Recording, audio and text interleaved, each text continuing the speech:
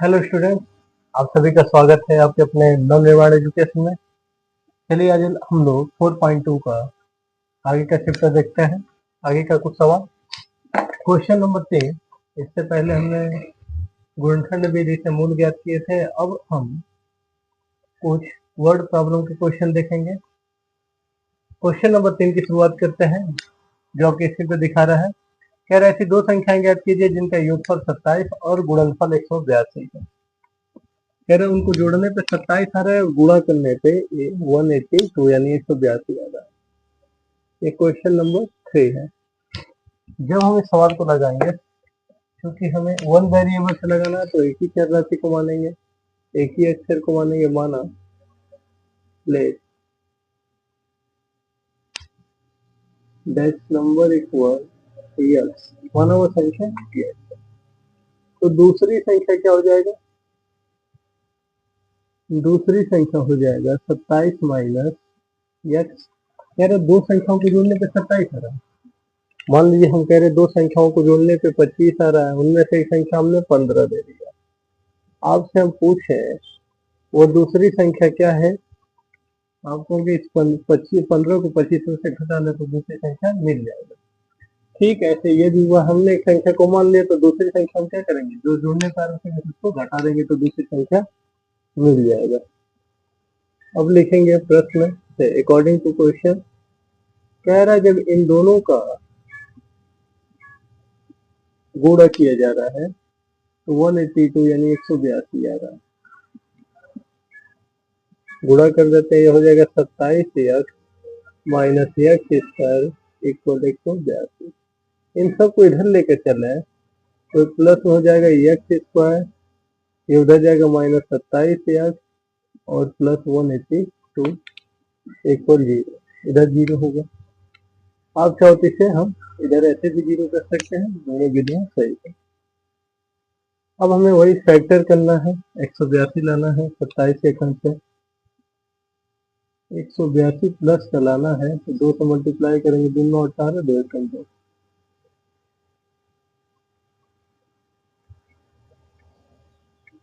13 14 जोड़ेंगे, 7 दूना 14 आ जाएगा। तो x square minus 13 x minus 14 x, इसे दो पार्ट में तोड़ दिए। इनको ऐड करेंगे तो ये आ जाएगा और गुणा करेंगे तो 182 भी मिल जाएगा हमें। अब लेते हैं कॉमन, यहाँ से एक्स से कॉमन ले लेंगे तो बचेगा क्या? X minus 13।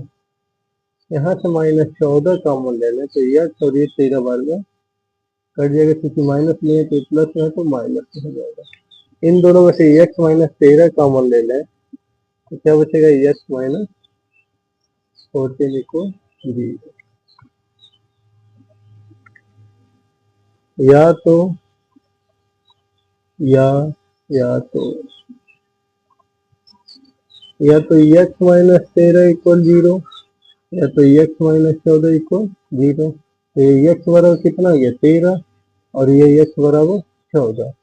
हमारे ये दोनों ही संख्या क्या हो जाएंगे? आंसर हो जाएंगे। लिखेंगे अतः वो संख्या 13 14। देखिए अगर 13 लेंगे तो 27 में 13 घटाएंगे 14 आ जाएगा। अगर 14 लेंगे तो 27 में 14 घटाएंगे तो 13 आ जाएगा। तो हमारी संख्या क्या हो जाएगा? 13 और 14।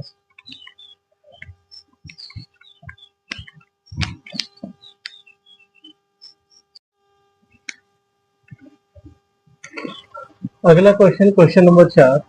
कह रहा है दो क्रमागत धनात्मक पूर्णांक ज्ञात कीजिए जिनके वर्गों का योग 365 है। क्रमागत कह रहा है धनात्मक क्रमागत संख्या है। सबसे पहले हम संख्या मान लेंगे। माना वो संख्या दैट्स नंबर इक्वल है, देन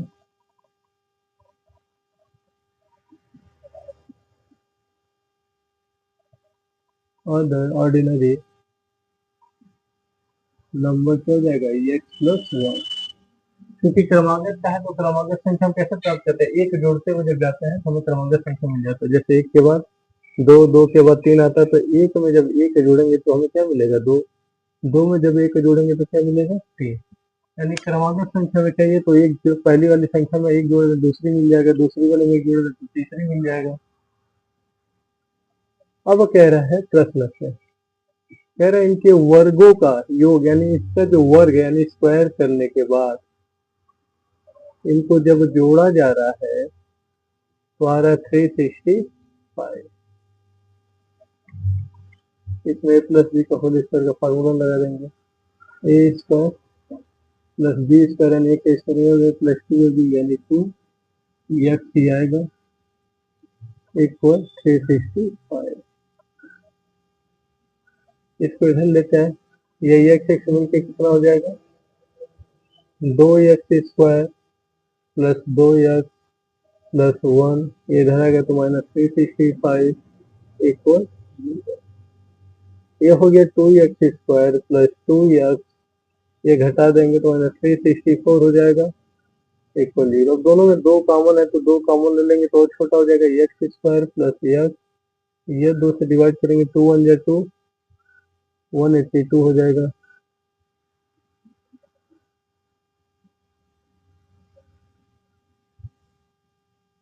ये 0, ये दो अगर उधर लेते जाए तो क्या हो जाएगा एक्स माइनस 182, 0/2 यानी 0 ही होगा। अब 182 का हमें क्या करना है, फैक्टर करना है और उसे दो भागों में क्या करना है, तोड़ना है। बन गया, यानी x square plus 14x minus 13x minus 182। इस बीच वाले को दो पार्ट में तोड़ना है, 14 और माइनस 13 का गुणा करेंगे तो कितना आ जाएगा, और 14 एक्स में से 13 से घटाएंगे तो प्लस 1 एक्स बच जाएगा। अब कॉमन अगर यहाँ से ले लें तो क्या बचेगा, एक्स प्लस 14, ऐसे माइनस 13 कॉमन ले लें तो एक्स प्लस 14 यानी 14 इक्वल 0। फिर एक्स प्लस 14 कॉमन ले लें इन दोनों में से, यहाँ बच जाएगा एक्स माइनस 13। अब हम वही करेंगे या तो या तो या या तो या तो x प्लस 14 इक्वल क्या होगा 0, या तो x माइनस 13 इक्वल 0। ये हो गया x इक्वल टू माइनस 14 और ये आ जाएगा x इक्वल टू 13। क्योंकि हमें सवाल में धनात्मक पूर्णांक कहा है तो जाहिर सी बात हम ये माइनस वाला नहीं लेंगे, लिखेंगे अतः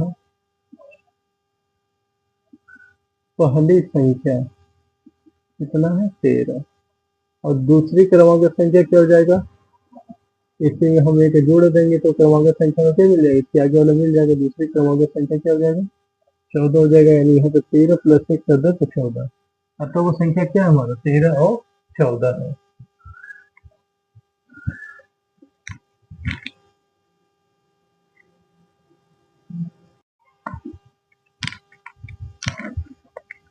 अगला क्वेश्चन, क्वेश्चन नंबर 5, कह रहा है एक समकोण त्रिभुज की ऊंचाई इसके आधार से 7 सेमी कम है, यदि कर्ण 13 सेमी हो तो अन्य दो भुजाएं ज्ञात कीजिए। पहली तो बात समकोण त्रिभुज होता क्या ये देख लेते हैं। ऐसा त्रिभुज जो जिसमें कोण क्या हो 90 डिग्री का हो उसे कहते हैं समकोण त्रिभुज। ऐसा त्रिभुज जिसमें कोण 90 डिग्री का हो उसे कहते हैं समकोण त्रिभुज। और 90 के सामने की भुजा क्या होता है, कर्ण यानी हाइपोटेनियस होता है। इसे हम अगर ऊंचाई ले लेंगे हाइट, जिसे इंग्लिश में परपेंडिकुलर कहते हैं, इसे क्या कहते हैं परपेंडिकुलर कहते हैं। और ये हमारा बेस है, बेस मतलब आधार है, ठीक है। तो सवाल में कह रहा है जो ऊंचाई है उसके आधार से 7 सेमी कम है, जो ऊंचाई है इसके आधार से 7 सेमी कम है। यानी अगर ऊंचाई हमने यक्ष मान लिया तो आधार 7 सेमी से अधिक है, यही ना हुआ। अगर ऊंचाई 7 सेमी कम है इसका मतलब आधार 7 सेमी क्या अधिक है, तो अगर हम इसे यक्ष लेंगे तो यक्ष प्लस 7 होगा। अगर हम इसे यक्ष मानेंगे तो इसमें से 7 घटा के इसको लिखेंगे। दोनों तरीके से लगा सकते हैं। सबसे पहले हम वही मान लेंगे, ये याद रखिएगा जो छोटा होता है उसको मान के चलना आसान होता है। माना ऊंचाई इक्वल टू यक्ष, तब आधार क्या हो जाएगा ऊंचाई को ये याद रखिएगा, परपेंडिकुलर कहते हैं या हाइट कहते हैं। आधार को किससे दर्शाते हैं? बेस से 20 है तो ये अब बेस हो जाएगा x प्लस 7। और कड़ तो हमें दिया ही है। कड़ हमें क्या किया है? कड़ हमें दे दिया है कितना? 13 सेंटीमीटर। कड़ हमें क्या दे दिया? 13 सेंटीमीटर दे दिया है। अब हम पाइथागोरस प्रमेय का इस्तेमाल करेंगे यहाँ पे। Pythagorean trick. पाइथागोरस प्रमेय। पाइथागोरस प्रमेय कहता है जो कर्ण का स्क्वायर होता है यानी हाइपोटेनियस का, वो आधार के वर्ग और लंब के वर्ग के योगफल के बराबर होता है। अब यहाँ पे उनकी वैल्यू पुट कर देंगे। कर्ण की वैल्यू 13, 13 का स्क्वायर। आधार हमने कितना लिया है? x प्लस 7 का होल स्क्वायर प्लस लंब कितना लिया है यानी ऊंचाई x, तो x का होल स्क्वायर। 13 का होता है 169, इसमें a प्लस बी का होल स्क्वायर लगेगा a square plus B square, 7 का स्क्वायर 49 यानी 49 प्लस 2 भी 7 दूना 14 और ये x स्क्वायर। सबको इधर लेकर आए, हमें मिलेगा x स्क्वायर प्लस 49, ये 2x स्क्वायर हो जाएगा। x स्क्वायर से ये 49 प्लस 14, x पहले लिख लेते हैं और 49 बाद में। ये इधर अगर ले आए तो क्या हो जाएगा? -169। आप इधर 0 लिखो या तो इधर अगर 0 लिखेंगे तो यहाँ से क्या करेंगे? हटा दें।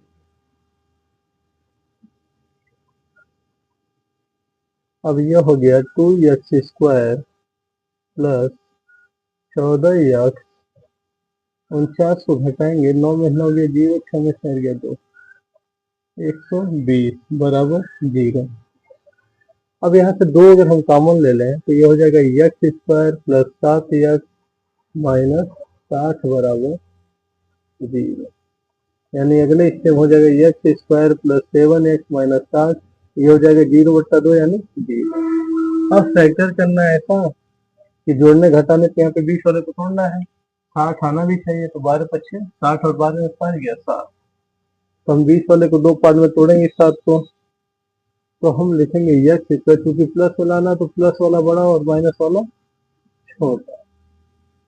अब कॉमन ले लेते हैं, x कॉमन लेंगे तो x प्लस 12, ऐसे -5 कॉमन ले लेंगे तो x प्लस, ये 60 है सॉरी, यहाँ से क्या बचेगा? x plus 12 equal 0। यहाँ से x प्लस 12 कॉमन ले ले तो क्या बचेगा? x minus 5। अब और कर देंगे या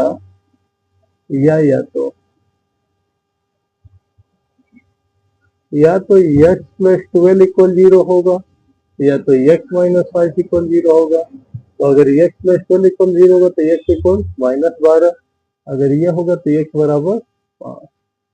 क्योंकि हम त्रिभुज की बात कर रहे हैं तो भुजाएं नेगेटिव मतलब ऋणात्मक नहीं हो सकती, तो इसको हम क्या करेंगे? नहीं लेंगे, लिखेंगे अतः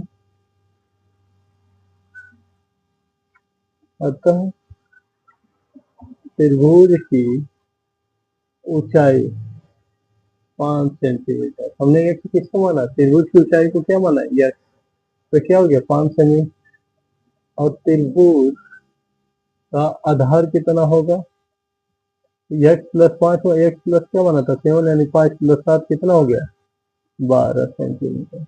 अतः त्रिभुज की ऊंचाई 5 सेंटीमीटर और उसका आधार क्या होगा? 12 सेंटीमीटर। क्योंकि ऊंचाई से 5 सेंटीमीटर 7 सेंटीमीटर अधिक है आधार, ऊंचाई वाले में क्या करेंगे? 7 जोड़ देंगे तो हमें क्या मिल जाएगा? आधार मिल जाएगा। अतः त्रिभुज की जो दो भुजाएं हैं वो कितना सेमी होगा? 5 सेमी और 12 सेमी का।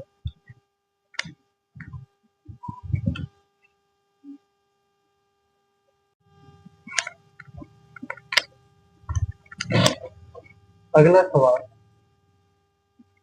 क्वेश्चन नंबर 6, इस चैप्टर का ये लास्ट सवाल है। कह रहे कुटीर उद्योग एक दिन में कुछ बर्तनों का निर्माण करता है। एक विशेष दिन यह देखा गया कि प्रत्येक नग की निर्माण लागत रुपए में उस दिन के निर्माण किए गए बर्तनों की संख्या के 2 गुने से 3 अधिक है। यदि उस दिन की कुल लागत निर्माण लागत 90 रुपए थी तो निर्मित बर्तनों की संख्या और प्रत्येक नग की लागत ज्ञात कीजिए। कह रहा है एक बर्तन बनाने वाला है, किसी विशेष दिन जितना बर्तन बना रहा है उसका उस दिन उस बर्तन में जो नग लगा रहा है कुल बर्तनों की संख्या के 2 गुने से 3 अधिक उसका लागत मूल्य प्रत्येक नग का। तो कह रहा है अलग अलग हमें बताना है बर्तनों की संख्या और निर्माण लागत जो लग रहा है वो बताना है अलग अलग। हम मान लेंगे पहले बर्तनों की संख्या, plate, pot, number, number of pots या नंबर्स पॉट, यस। तब प्रति लागत मूल्य कितना हो जाएगा? प्रति लागत मूल्य जो होगा, कह रहे इसके 2 गुने से कितना अधिक है? 3 अधिक है। 2 गुने से 3 अधिक है। उस दिन बने गए बर्तनों की संख्या का 2 गुना, अगर मान लो एक बर्तन कुल बन रहा है तो इसके 2 गुने से 3 अधिक इसका क्या है? लागत मूल्य। तो 3 का लागत मूल्य कुल बर्तनों की संख्या के 2 गुने से 3 अधिक है, यानी बर्तनों की संख्या जितना मान लो उसका 2 गुना करेंगे और 3 अधिक कह रहा है तो 3 जोड़ेंगे प्रश्न से। अब ये तो कुल बर्तन ही x है, ऐसे लिख सकते हैं कुल बर्तनों की संख्या गुणे प्रति लागत मूल्य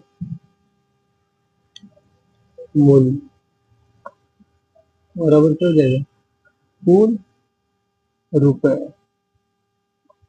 फॉर एग्जाम्पल ऐसे समझिए, अगर मान लीजिए 5 कलम है और एक कलम का मूल्य 10 रुपए है, तो 5 कलम का मूल्य निकालना तो हम क्या करेंगे? 10 से मल्टीप्लाई कर देंगे तो आ जाएगा।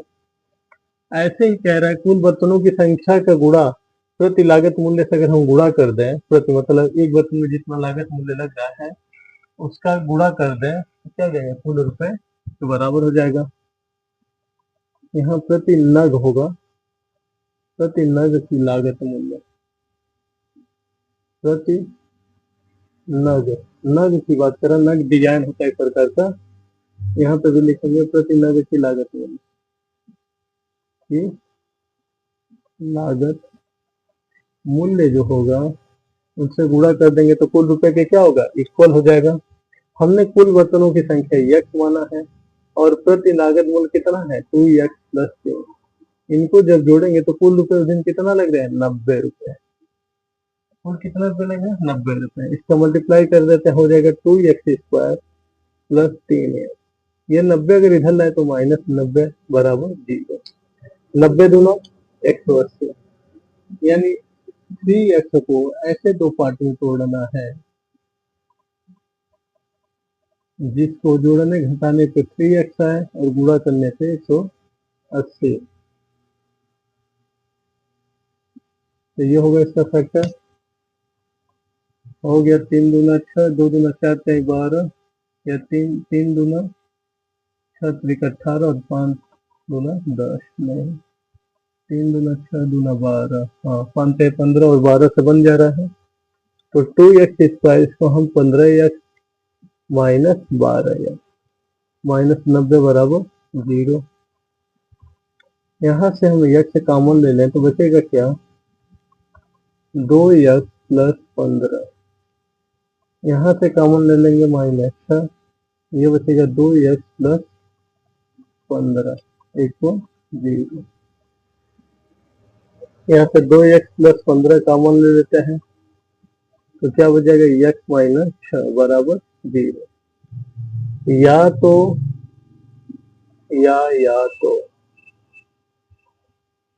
या तो 2x प्लस 15 यानी 15 इक्वल 0 होगा, तो 2x बराबर क्या आ जाएगा? माइनस 15 यानी 15, तो x बराबर माइनस 15 बट्टा 2। या तो x माइनस 6 बराबर 0 होगा तो x बराबर 6। क्योंकि बर्तनों में जो लागत मूल्य होगा या बर्तनों की संख्या ऋणात्मक तो हो नहीं सकती, तो ये बर्तनों की संख्या हो गया। लिखेंगे क्या? अतः कुल बर्तनों की संख्या, कुल बर्तनों की संख्या हमने x माना था, कितना आ गया? 6। x की वैल्यू कितना है? 6, तो बर्तनों की संख्या 6 हो गया। और प्रति नग की लागत मूल्य कितना हो जाएगा? प्रति नग की लागत मूल्य पूछा है, प्रति नग की लागत मूल्य भी पूछा है, तो उसको हमने कितना माना था? 2000। तो 2 गुणे 6 और प्लस 3, यानी प्रति नग का लागत मूल्य कितना आ जाएगा? 15 रुपए। यानी हर बर्तन में जो नग का लागत मूल्य आ रहा है वो कितने रुपए है? 15 रुपए। और बर्तनों की कुल संख्या है क्या है? 6। अगर एक बर्तन में 15 रुपए लग रहे हैं तो 6 बर्तन में कितने लगेंगे? 90 रुपए। आई होप ये आप लोग को अच्छे से समझ में आया होगा। इसके नेक्स्ट चैप्टर को हम अगले पार्ट में देखेंगे। तब तक अपना ध्यान रखिए, स्वस्थ रहिए, मस्त रहिए और पढ़ाई में लगे रहिए। Take care, bye bye.